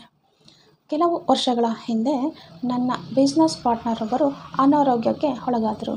ದಿನ ಕಳೆದಂತೆ ಅವರ ಪರಿಸ್ಥಿತಿ ಹದಗೆಟ್ಟಿತು. ಅಂತಿಮವಾಗಿ ಅವರನ್ನು ಆಪರೇಷನ್ಗಾಗಿ ಆಸ್ಪತ್ರೆಗೆ ಕರೆದೊಯ್ಯಲಾಯಿತು. ಡಾಕ್ಟರ್ ಎಚ್ಚರಿಕೆ ನೀಡಿದರು, ಇವರು ಬದುಕುಳಿಯುವ ಸಾಧ್ಯತೆ ತುಂಬ ಕಡಿಮೆ ಇದೆ. ಆದರೆ ಇದು ಡಾಕ್ಟರ್ನ ಆಲೋಚನೆ ಆಗಿತ್ತೇ ಹೊರತು ರೋಗಿಯ ಆಲೋಚನೆ ಆಗಿರಲಿಲ್ಲ. ರೋಗಿ ಸುರಕ್ಷಿತವಾಗಿ ಮರಳಿದರು. ಎಲ್ಲವೂ ಸರಿಯಾದ ಮೇಲೆ ಡಾಕ್ಟರ್ ಹೇಳಿದರು, ಅವರು ಬದುಕುಳಿಯಲು ಕೇವಲ ಒಂದೇ ಕಾರಣವಿತ್ತು. ಅದು ಅವರ ಬದುಕುವ ಛಲ, ವಿಲ್ ಪವರ್. ಅವರಿಗೆ ಸಾವಿನ ಸಾಧ್ಯತೆ ಇದ್ದರೂ ಅದನ್ನು ಅವರು ಒಪ್ಪಿಕೊಳ್ಳಲು ತಯಾರಿರಲಿಲ್ಲ. ಒಂದು ವೇಳೆ ಅವರು ಸಾವನ್ನು ಒಪ್ಪಿಕೊಂಡಿದ್ದರೆ ಅವರು ಇವತ್ತು ಬದುಕಿರ್ತಿರಲಿಲ್ಲ. ನಾನು ಬಲವಾದ ಇಚ್ಛಾಶಕ್ತಿಯನ್ನು ನಂಬುತ್ತೇನೆ, ಯಾಕೆಂದರೆ ಈ ಶಕ್ತಿಯು ಜನರನ್ನು ಬಡತನದಿಂದ ಹೊರತೆಗೆದು ಅಧಿಕಾರ ಮತ್ತು ಸಂಪತ್ತಿನ ಎತ್ತರಕ್ಕೆ ಏರಿಸುವುದನ್ನು ನಾನು ನೋಡಿದ್ದೇನೆ.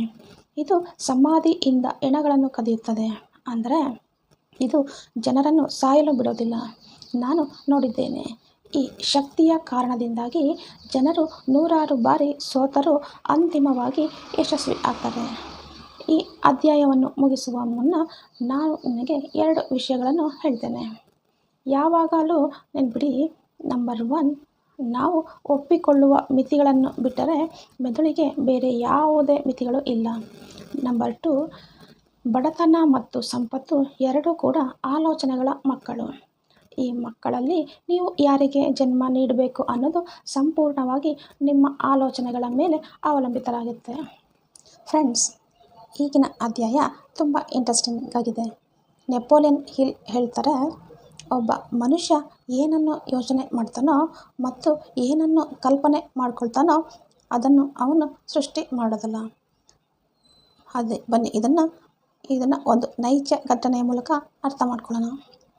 ಅಧ್ಯಾಯ 3, ಕಲ್ಪನಾ ಶಕ್ತಿ, ಪವರ್ ಆಫ್ ಇಮ್ಯಾಜಿನೇಷನ್. ಒಮ್ಮೆ ಕಲ್ಪನೆ ಮಾಡ್ಕೊಳ್ಳಿ, ನಿಮ್ಮ ಹತ್ತಿರ $1 ಮಿಲಿಯನ್, ಅಂದರೆ ಸುಮಾರು 8 ಕೋಟಿ ರೂಪಾಯಿ ಇದ್ದರೆ ನೀವು ಏನು ಮಾಡ್ತೀರಾ? ಇದು ಹಳೆಯ ಗಾದೆ ಮಾತನ್ನು ಸಾಬೀತು ಮಾಡುವ ಒಂದು ಸತ್ಯ ಘಟನೆ.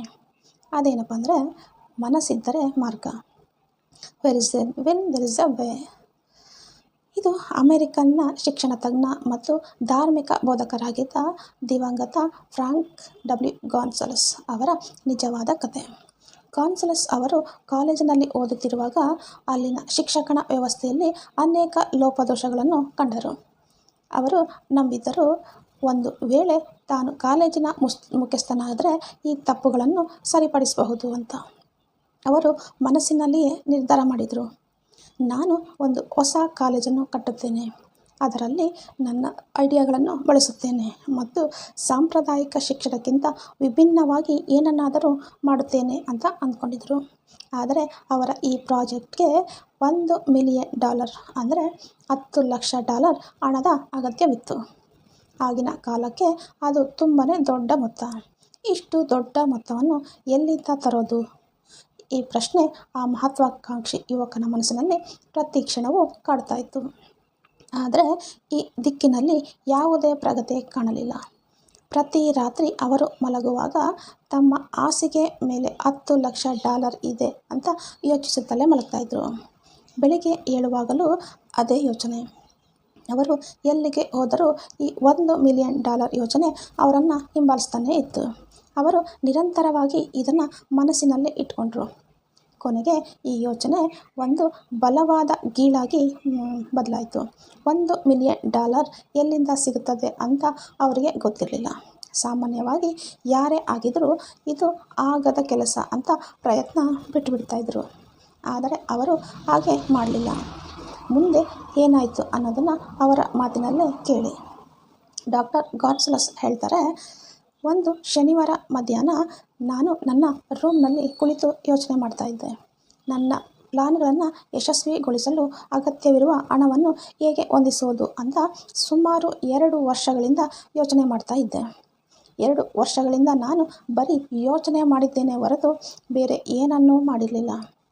ಆದರೆ ಈಗ ಕೆಲಸ ಮಾಡುವ ಸಮಯ ಬಂದಿತ್ತು. ಆ ಕ್ಷಣದಲ್ಲಿ ನಾನು ಒಂದು ನಿರ್ಧಾರ ಮಾಡಿದೆ. ಕೇವಲ 1 ವಾರದಲ್ಲಿ ನಾನು ಆ $1 ಮಿಲಿಯನ್ ಪಡೆಯುತ್ತೇನೆ ಅಂತ ನಿರ್ಧಾರ ಮಾಡಿದೆ. ಆದರೆ ಹೇಗೆ ಅನ್ನೋದು ನನಗೆ ಗೊತ್ತಿರಲಿಲ್ಲ. ಮುಖ್ಯವಾದ ವಿಷಯ ಏನಪ್ಪ ಅಂದರೆ, ಒಂದು ನಿರ್ದಿಷ್ಟ ಸಮಯದೊಳಗೆ ನಾನು ಆ ಹಣವನ್ನು ಪಡೆಯಲೇಬೇಕು ಅಂತ ನಿರ್ಧರಿಸಿತ್ತು. ನಾನು ನಿಮಗೆ ಒಂದು ವಿಷಯ ಹೇಳಲೇಬೇಕು. ಯಾವ ಕ್ಷಣದಲ್ಲಿ ನಾನು ಈ ನಿರ್ಧಾರವನ್ನು ತೆಗೆದುಕೊಂಡೋ ಆ ಕ್ಷಣದಲ್ಲಿ ನನಗೆ ವಿಚಿತ್ರವಾದ ನೆಮ್ಮದಿ ಸಿಕ್ತು. ಅದು ನನಗೆ ಹಿಂದೆಂದೂ ಸಿಕ್ಕಿರಲಿಲ್ಲ. ನನ್ನ ಒಳಗಿನಿಂದ ಯಾರೋ ಹೇಳುವಂತೆ ಭಾಸವಾಯಿತು, ನೀನು ಈ ನಿರ್ಧಾರಕ್ಕೆ ಬರಲು ಇಷ್ಟು ದಿನ ಯಾಕೆ ಕಾದೆ? ಈ ಹಣ ನಿನಗಾಗಿ ತುಂಬ ದಿನದಿಂದ ಕಾಯ್ತಾ ಇದೆ. ಘಟನೆಗಳು ವೇಗವಾಗಿ ನಡೆದವು. ನಾನು ನ್ಯೂಸ್ ಪೇಪರ್ನವರನ್ನು ಕರೆದೆ ಮತ್ತು ಮರುದಿನ ಬೆಳಿಗ್ಗೆ ನಾನು ಒಂದು ಭಾಷಣ ನೀಡಲಿದ್ದೇನೆ ಅಂತ ಘೋಷಿಸಿದೆ. ಆ ಭಾಷಣದ ಶೀರ್ಷಿಕೆ ಹೀಗಿತ್ತು: ನನ್ನ ಬಳಿ $1,000,000 ಇದ್ದಿದ್ದರೆ ನಾನು ಏನು ಮಾಡ್ತಿದ್ದೆ? What would you do if I had $1,000,000? ನಾನು ತಕ್ಷಣ ಭಾಷಣ ತಯಾರಿಗೆ ಸಿದ್ಧವಾದೆ. ಸತ್ಯ ಹೇಳಬೇಕು ಅಂತಂದರೆ ಈ ಕೆಲಸ ನನಗೆ ಕಷ್ಟ ಆಗಲಿಲ್ಲ. ಯಾಕಂದರೆ ಸುಮಾರು 2 ವರ್ಷಗಳಿಂದ ನಾನು ಈ ಭಾಷಣವನ್ನು ನನ್ನ ಮನಸ್ಸಿನಲ್ಲೇ ತಯಾರು ಮಾಡಿದ್ದೆ. ಮಧ್ಯರಾತ್ರಿಗೂ ಮುನ್ನ ನಾನು ಭಾಷಣ ಬರೆದು ಮುಗಿಸಿದೆ. ನಾನು ಮಲಗಲು ಹೋದೆ. ಆಗ ನನ್ನಲ್ಲಿ ಒಂದು ಆತ್ಮವಿಶ್ವಾಸ ಮೂಡಿತು. ಯಾಕಂದರೆ ಆ $1,000,000 ಈಗಲೇ ನನ್ನ ಬಳಿ ಇದೆ ಅಂತ ಕಾಣಿಸ್ತಾ ಇತ್ತು. ಮರುದಿನ ಬೆಳಿಗ್ಗೆ ನಾನು ಬೇಗ ಎದ್ದೆ. ಭಾಷಣವನ್ನು ಓದಿದೆ. ನಾನು ಎಷ್ಟು ಎಕ್ಸೈಟ್ ಆಗಿದ್ದೆ ಅಂತಂದರೆ ನಾನು ಬರೆದಿದ್ದ ಭಾಷಣದ ನೋಟ್ಸನ್ನು ತೆಗೆದುಕೊಳ್ಳುವುದನ್ನೇ ಮರೆತು ಹೋದೆ.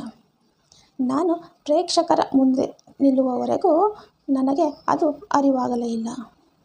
ಆದರೆ ನೋಟ್ಸ್ ಮನೆಯಲ್ಲೇ ಮರೆತು ಹೋಗಿದ್ದು ಒಂದು ರೀತಿಯಲ್ಲಿ ವರವೇ ಆಯಿತು. ಯಾಕಂದರೆ ನೋಟ್ಸ್ ಬದಲಿಗೆ ನನ್ನ ಸಬ್ಕಾನ್ಷಿಯಸ್ ಮೈಂಡ್ ನನಗೆ ಬೇಕಾದ ಎಲ್ಲವನ್ನು ಒದಗಿಸಿತು. ನಾನು ಭಾಷಣ ಶುರು ಮಾಡಿದೆ. ನನ್ನ ಕಣ್ಣುಗಳನ್ನು ಮುಚ್ಚಿದೆ. ನನ್ನ ಹೃದಯ ಮತ್ತು ಆತ್ಮದಿಂದ ನನ್ನ ಕನಸುಗಳ ಬಗ್ಗೆ ಮಾತನಾಡಿದೆ. ಒಂದು ವೇಳೆ ನನ್ನ ಕೈಯಲ್ಲಿ $1,000,000 ಇದ್ದರೆ ನಾನು ಅದನ್ನು ಏನು ಮಾಡ್ತಿದ್ದೆ ಅಂತ ವಿವರಿಸಿದೆ. ನಾನು ನನ್ನ ಮನಸ್ಸಿನಲ್ಲಿದ್ದ ಪ್ಲಾನನ್ನು ಸಂಪೂರ್ಣವಾಗಿ ಬಿಚ್ಚಿಟ್ಟೆ.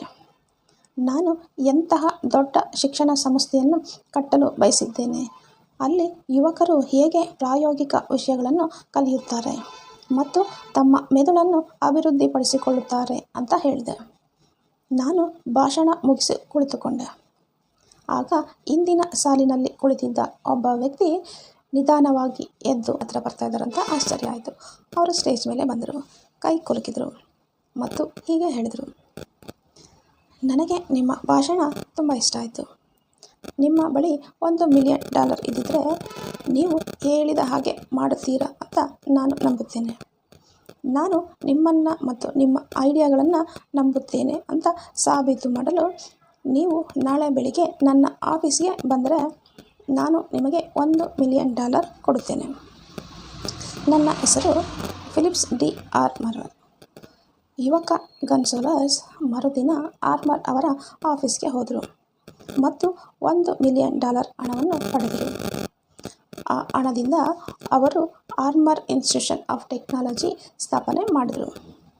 ಅದನ್ನು ಈಗ ಇಲಿಯಾಡ್ ಇನ್ಸ್ಟಿಟ್ಯೂಷನ್ ಆಫ್ ಟೆಕ್ನಾಲಜಿ ಅಂತ ಕರೆಯಲಾಗ್ತಾ ಇದೆ.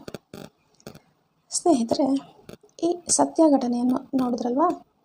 ಇದು ಮತ್ತೊಮ್ಮೆ ಸಾಬೀತು ಮಾಡಿದೆ, ಒಬ್ಬ ಮನುಷ್ಯ ಕೇವಲ ಆಲೋಚನೆ ಮಾಡೋದರಿಂದಲೂ ಶ್ರೀಮಂತನಾಗಬಹುದು ಅಂತ. ಯಾಕೆಂದರೆ ಈ $1,000,000 ಅವರಿಗೆ ಸಿಕ್ಕಿದ್ದು ಒಂದು ಐಡಿಯಾದ ಫಲವಾಗಿ. ಆ ಐಡಿಯಾದ ಹಿಂದೆ ಒಂದು ಬಲವಾದ ಆಸೆ ಇತ್ತು. ಯುವಕ ಗನ್ಸೋಲರ್ ಸುಮಾರು 2 ವರ್ಷಗಳಿಂದ ಆ ಆಸೆಯನ್ನು ತಮ್ಮ ಮನಸ್ಸಿನಲ್ಲಿ ಪೋಷಿಸ್ತಾ ಇದ್ದರು.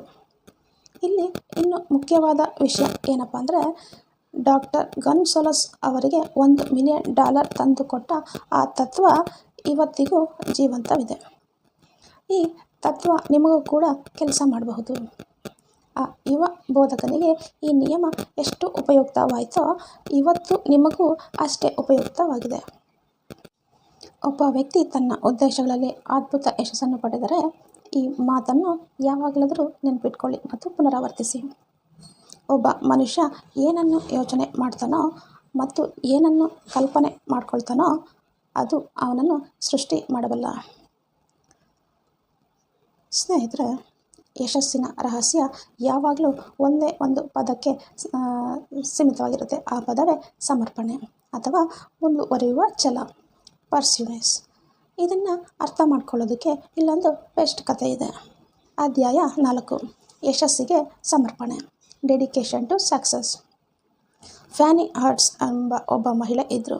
ಅವರು 1915ರಲ್ಲಿ ನ್ಯೂಯಾರ್ಕ್ ನಗರಕ್ಕೆ ಬಂದರು. ಅವರಿಗೆ ಬರವಣಿಗೆಯ ಮೂಲಕ ಶ್ರೀಮಂತರಾಗಬೇಕು ಅನ್ನೋ ಆಸೆ ಇತ್ತು. ಆದರೆ ಅದು ಸುಲಭವಾಗಿರಲಿಲ್ಲ. ಸುಮಾರು 4 ವರ್ಷಗಳ ಕಾಲ ಫ್ಯಾನಿ ಹರ್ಟ್ಸ್ ನ್ಯೂಯಾರ್ಕ್ನ ಫುಟ್ಪಾತ್ಗಳಲ್ಲಿ ಅಲೆದಾಡಿದರು, ಕಷ್ಟಪಟ್ಟರು.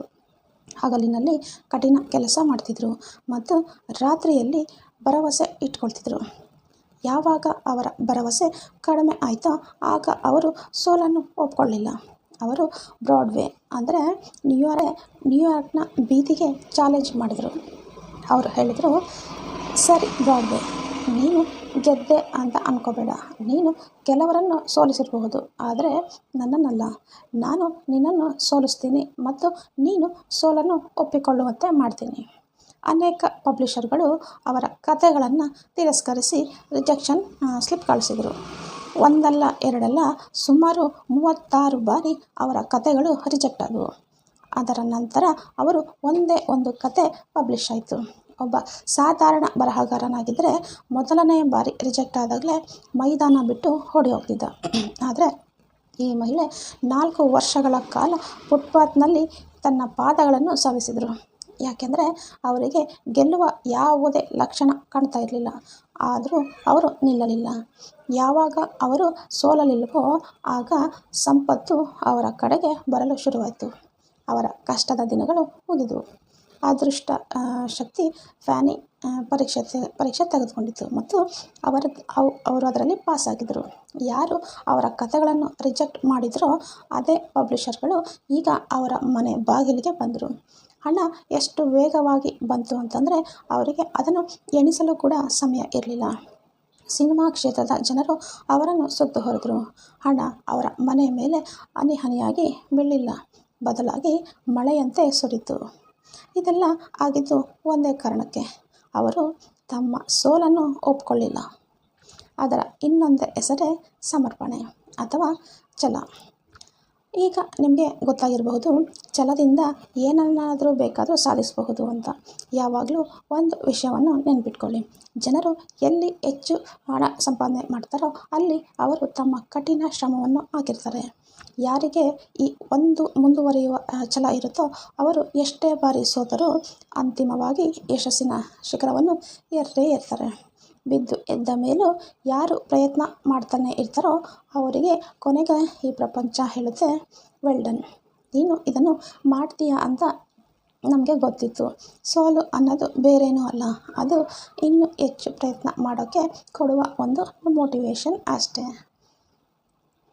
ಅಧ್ಯಾಯ 5, ವ್ಯವಸ್ಥಿತ ಯೋಜನೆ, ಸಿಸ್ಟಮ್ಯಾಟಿಕ್ ಪ್ಲಾನಿಂಗ್. ಸ್ನೇಹಿತರೆ, ಈ ಸತ್ಯವನ್ನು ಯಾವಾಗಲೂ ನೀವು ಗಮನದಲ್ಲಿ ಇಡಿ. ಪ್ರಪಂಚದ ಅತ್ಯಂತ ಬುದ್ಧಿವಂತ ವ್ಯಕ್ತಿಗೆ ಆದರೂ ಸರಿ, ಅವನ ಹತ್ರ ಸರಿಯಾದ ಪ್ಲಾನ್ ಇಲ್ಲದೇ ಇದ್ದರೆ ಅವನು ಶ್ರೀಮಂತನಾಗಲು ಸಾಧ್ಯವಿಲ್ಲ. ನಿಮ್ಮ ಯೋಜನೆಗಳು ಪ್ರಾಯೋಗಿಕವಾಗಿ ಇರಬೇಕು. ಯಾವಾಗ ನಿಮ್ಮ ಪ್ಲಾನ್ ಫೇಲ್ ಆಗುತ್ತೋ ಆಗ ನೆನಪಿಡಿ, ತಾತ್ಕಾಲಿಕ ಸೋಲು ಅಂದರೆ ಕಾಯಂ ವೈಫಲ್ಯ ಅಲ್ಲ. ಅದರ ಅರ್ಥ ಇಷ್ಟೇ, ನೀವು ಮಾಡಿರುವ ಪ್ಲಾನ್ ಸ್ಟ್ರಾಂಗ್ ಆಗಿಲ್ಲ. ಆಗ ಬೇರೆ ಪ್ಲಾನ್ ಮಾಡಿ ಮತ್ತು ಮೊದಲಿನಿಂದ ಶುರು ಮಾಡಿ. ಒಂದು ವೇಳೆ ನೀವು ನಿಮ್ಮ ಗುರಿ ತಲುಪುವ ಮೊದಲೇ ಪ್ರಯತ್ನ ನಿಲ್ಲಿಸಿದರೆ ನೀವು ಒಬ್ಬ ಪಲಾಯನವಾದಿ ಆಗ್ತೀರಾ. ನೆನಪಿಡಿ, ರಣರಂಗ ಬಿಟ್ಟು ಓಡಿ ಹೋಗುವ ಮುನ್ನ ಯಾವತ್ತೂ ಗೆಲ್ಲೋದಿಲ್ಲ ಮತ್ತು ಗೆಲ್ಲುವವನು ಯಾವತ್ತೂ ಓಡಿ ಹೋಗೋದಿಲ್ಲ. ಈ ವಾಕ್ಯವನ್ನು ಒಂದು ಪೇಪರ್ ಮೇಲೆ ದಪ್ಪ ಅಕ್ಷರಗಳಲ್ಲಿ ಬರೆದಿಟ್ಕೊಳ್ಳಿ. ನೀವು ರಾತ್ರಿ ಮಲಗುವಾಗ ಮತ್ತು ಬೆಳಗ್ಗೆ ಹೇಳುವಾಗ ಅದು ನಿಮ್ಮ ಕಣ್ಣಿಗೆ ಕಾಣಿಸುವಂತೆ ಇರಲಿ. ನೆನಪಿಡಿ, ಕೋರ್ಟ್ನಲ್ಲಿ ಆ ವಕೀಲ ಕೇಸ್ ಗೆಲ್ಲೋದಿಲ್ಲ.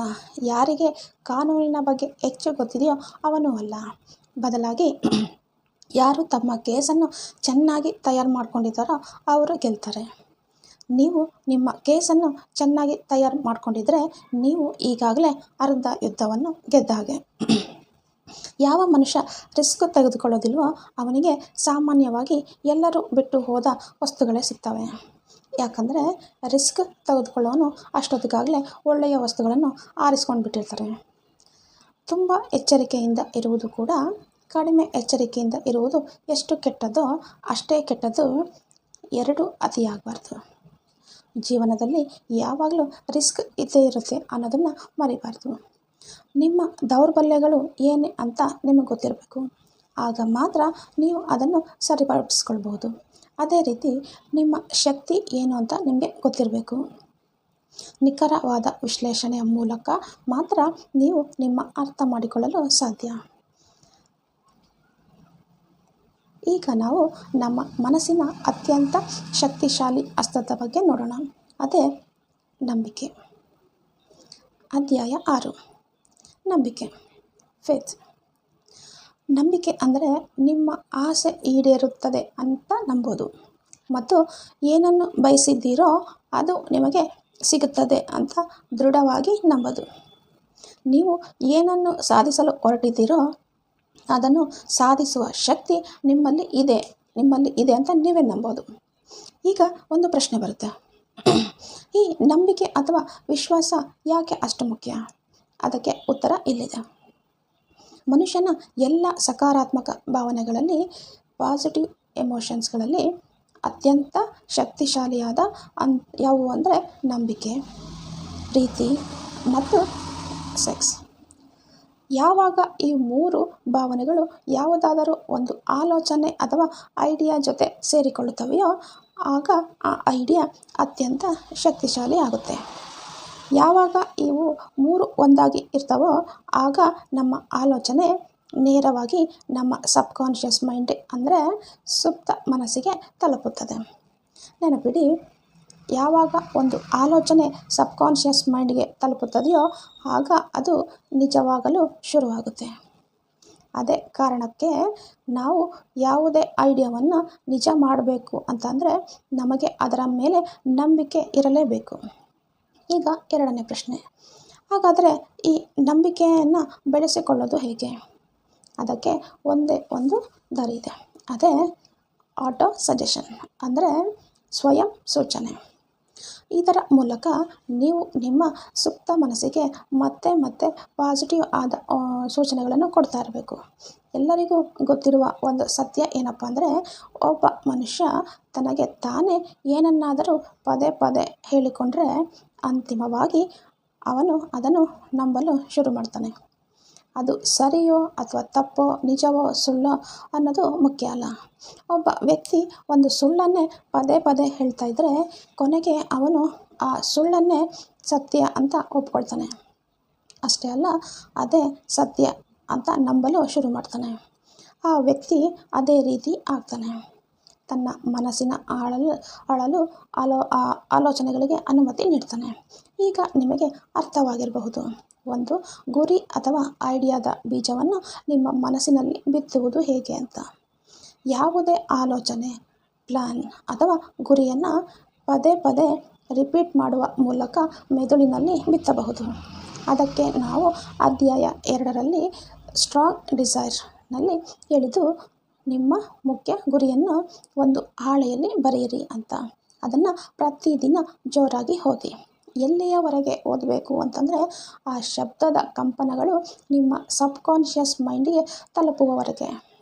ಯಾವಾಗಲೂ ಒಂದು ವಿಷಯ ನೆನಪಿಡಿ, ಯಾವ ಆಲೋಚನೆಗಳ ಹಿಂದೆ ಬಲವಾದ ಭಾವನೆ, ಸ್ಟ್ರಾಂಗ್ ಎಮೋಷನ್ ಇರುತ್ತದೆಯೋ ಮತ್ತು ಯಾವ ಆಲೋಚನೆಗಳು ನಂಬಿಕೆಯೊಂದಿಗೆ ಬೆರೆತಿರುತ್ತವೆಯೋ ಅವು ಮಾತ್ರ ಬದಲಾಗಲು ರಿಯಾಲಿಟಿಯಾಗಿ ಬದಲಾಗಲು ಶುರುವಾಗುತ್ತೆ. ಅಧ್ಯಾಯ 7. Auto suggestion. ಆಟೋ ಸಜೆಷನ್ ಅಂದರೆ ಏನು? ಆಟೋ ಸಜೆಷನ್ ಅಂತಂದರೆ ನಮಗೆ ನಾವೇ ಕೊಟ್ಟುಕೊಳ್ಳುವ ಸೂಚನೆಗಳು. ನಾವು ನಮಗೆ ಒಳ್ಳೆಯ ಸೂಚನೆಗಳನ್ನು ಕೊಡಬಹುದು ಅಥವಾ ಕೆಟ್ಟ ಸೂಚನೆಗಳನ್ನು ಕೊಡಬಹುದು. ಇದು ನಮ್ಮ ಜಾಗೃತ ಮನಸ್ಸು ಕಾನ್ಷಿಯಸ್ ಮೈಂಡ್ ಮತ್ತು ಸುಪ್ತ ಮನಸ್ಸು ಸಬ್ಕಾನ್ಷಿಯಸ್ ಮೈಂಡ್ ನಡುವಿನ ಒಂದು ಸಂಪರ್ಕ ಮಾಧ್ಯಮ, ಕಮ್ಯುನಿಕೇಷನ್ ಬ್ರಿಡ್ಜ್. ಬನ್ನಿ ಇದನ್ನು ಒಂದು ಉದಾಹರಣೆಯೊಂದಿಗೆ ಅರ್ಥ ಮಾಡ್ಕೊಳ್ಳೋಣ. ನಮ್ಮ ಸ್ವಯಂ ಸೂಚನೆ ಅಥವಾ ಆಟೋ ಸಜೆಷನ್ ಅನ್ನೋದು ಒಂದು ದಾರಿ. ಇದರ ಮೂಲಕ ಮನುಷ್ಯ ತನ್ನ ಮನಸ್ಸಿನ ತೋಟದಲ್ಲಿ ಪಾಸಿಟಿವ್ ಮತ್ತು ಕ್ರಿಯೇಟಿವ್ ಆದ ಬೀಜಗಳನ್ನು ಬಿತ್ತಬಹುದು.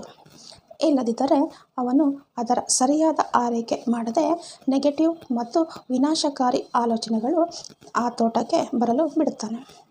ಅದಕ್ಕೆ ನೀವು ನಿಮ್ಮ ಆಸೆ ಹೇಳಿಕೆಯನ್ನು ಜೋರಾಗಿ ಓದುವಾಗ ನೆನಪಿಡಿ, ಕೇವಲ ಶಬ್ದಗಳನ್ನು ಓದಿದರೆ ಸಾಲದು.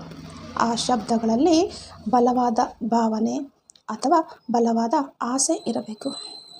ನಿಮ್ಮ ಸಬ್ಕಾನ್ಷಿಯಸ್ ಮೈಂಡ್ ಯಾವ ಆಲೋಚನೆಗಳಲ್ಲಿ ಬಲವಾದ ಎಮೋಷನ್ ಇದೆಯೋ ಅದನ್ನು ಮಾತ್ರ ಗುರುತಿಸುತ್ತೆ ಮತ್ತು ಅದರ ಮೇಲೆ ಕೆಲಸ ಮಾಡಲು ಶುರು ಮಾಡುತ್ತೆ.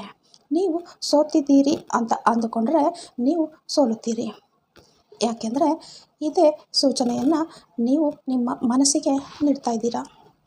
ನಿಮ್ಮಲ್ಲಿ ಧೈರ್ಯವಿಲ್ಲ ಅಂತ ಅಂದ್ಕೊಂಡ್ರೆ ನೀವು ಏಡಿಯಾಗಿ ಆಗ್ತೀರಾ. ಯಾಕೆಂದರೆ ಇದೇ ಸಜೆಷನ್ ನಿಮ್ಮ ಮನಸ್ಸಿಗೆ ಸಪ್ತ ಮನಸ್ಸಿಗೆ ಹೋಗುತ್ತೆ. ಒಂದು ವೇಳೆ ನಿಮಗೆ ಗೆಲ್ಲಬೇಕು ಅನ್ನೋ ಆಸೆ ಇದೆ, ಆದರೆ ನನ್ನ ಕೈಯಲ್ಲಿ ಗೆಲ್ಲೋಕ್ಕೆ ಆಗೋಲ್ಲ ಅಂತ ನೀವು ಅಂದ್ಕೊಂಡ್ರೆ ಇದು ಬಹುತೇಕ ಖಚಿತ ನೀವು ಗೆಲ್ಲುವುದಿಲ್ಲ ಅಂತ. ನೀವು ಹಿಂದೆ ಬಿದ್ದಿದ್ದೀರಾ ಅಂತ ಅಂದ್ಕೊಂಡ್ರೆ ಅದೇ ಆಗುತ್ತೆ. ಯಾಕಂದರೆ ಇದೇ ಸ್ವಯಂ ಸೂಚನೆಯನ್ನು ನೀವು ನಿಮ್ಮ ಸುಪ್ತ ಮನಸ್ಸಿಗೆ ಕೊಡ್ತಾ ಇದ್ದೀರಾ. ನೀವು ಮೇಲೆ ಏಳುವುದರ ಬಗ್ಗೆ ಯೋಚನೆ ಮಾಡಬೇಕು ಮತ್ತು ನಿಮ್ಮನ್ನು ನೀವು ನಂಬಬೇಕು. ಆಗ ಮಾತ್ರ ನೀವು ಯಾವುದೇ ಬಹುಮಾನವನ್ನು ಗೆಲ್ಲಲು ಸಾಧ್ಯ. ಯಾವಾಗ ನೀವು ಒಂದು ವಿಷಯ ನೆನಪಿಟ್ಕೊಳ್ಳಿ, ಜೀವನದ ಯುದ್ಧದಲ್ಲಿ ಯಾವಾಗಲೂ ಯಾರು ಅತ್ಯಂತ ಬಲಿಷ್ಠರಾಗಿ ಇರ್ತಾರೋ ಅಥವಾ ಯಾರು ವೇಗವಾಗಿ ಇರ್ತಾರೋ ಅವರೇ ಗೆಲ್ಲುವುದಿಲ್ಲ. ಆದರೆ ಇವತ್ತು ಅಥವಾ ನಾಳೆ ಅಂತಿಮವಾಗಿ ಗೆಲ್ಲುವುದು ಯಾರು ಗೊತ್ತಾ? ನಾನು ಗೆಲ್ಲಬಲ್ಲೆ ಅಂತ ಯಾವ ವ್ಯಕ್ತಿ ನಂಬುತ್ತಾನೋ ಅವನು ಮಾತ್ರ ಗೆಲ್ಲುತ್ತಾನೆ.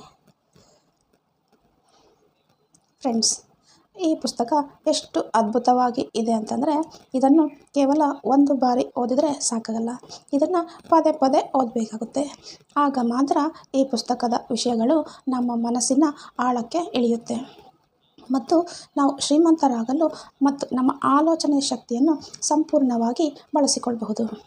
ನಮ್ಮ ಜೀವನವನ್ನು ಒಂದು ಹೊಸ ಮಟ್ಟಕ್ಕೆ ತೆಗೆದುಕೊಂಡು ಹೋಗಬಹುದು. ಒಂದು ವೇಳೆ ನೀವು ಈ ಪುಸ್ತಕವನ್ನು ಖರೀದಿ ಮಾಡಿ ಓದಿದರೆ ನಿಮಗೆ ಇನ್ನೂ ತುಂಬ ಚೆನ್ನಾಗಿ ಅರ್ಥ ಆಗುತ್ತೆ. ಹಾಗೆ ನಿಮಗೆ ಇದು ಇಷ್ಟ ಆಯಿತು ಅಂದರೆ ಒಂದು ಲೈಕ್ ಮಾಡಿ ಮತ್ತು ಬೇರೆಯವರಿಗೆ ಇದು ತುಂಬ ವ್ಯಾಲ್ಯೂಬಲ್ ಅಂತ ಅನಿಸಿದ್ರೆ ನಿಮ್ಮ ಫ್ರೆಂಡ್ಸು ಫ್ಯಾಮಿಲಿ ಮೆಂಬರ್ಸ್ಗೆ ಶೇರ್ ಮಾಡಿ. ಹಾಗೆ ನೀವು ಕೂಡ ಒಳ್ಳೆ ಯೋಚನೆಗಳನ್ನ ಮಾಡ್ತಾಯಿರಿ, ಪಾಸಿಟಿವ್ ಯೋಚನೆಗಳನ್ನ ಯೋಚನೆ ಮಾಡ್ತೀರಿ. ಹಾಗೆ ನಿಮ್ಮ ಯೋಚನೆಗೆ ತುಂಬ ವ್ಯಾಲ್ಯೂ ಇದೆ ಅಂತ ನೀವು ಈ ಪುಸ್ತಕದಿಂದ ಅರ್ಥ ಮಾಡ್ಕೊಂಡಿದ್ದೀರಾ. ಹಾಗೆ ನನ್ನ ಚಾನಲ್ ಸಬ್ಸ್ಕ್ರೈಬ್ ಮಾಡ್ಕೊಳ್ಳಿ. ಹಾಗೆ ಇದೇ ಥರ ಡಿಫ್ರೆಂಟ್ ಬುಕ್ಸ್ ನಾನು ತೊಗೊಂಬರ್ತಾ ಇರ್ತೀನಿ. ಹಾಗೆ ನಿಮ್ಮ ಸಪೋರ್ಟ್ ನನಗೆ ಹೀಗೆ ಇರಲಿ. Thank you for watching.